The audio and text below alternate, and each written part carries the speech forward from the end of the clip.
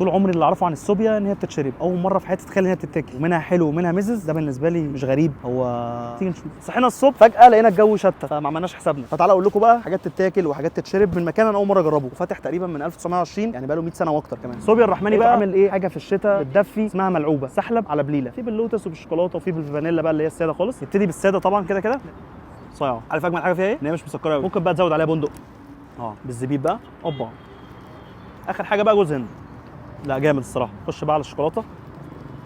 الكواليتي بتاعت الشوكولاته حلوه قوي. لو عايز تحط عليها بقى كريسبي كده، خش بقى على اللوتس، بتحط عليها كده زي سبريد لوتس، وفي الاخر بقى برش كده عليها ايه؟ رشه لوتس.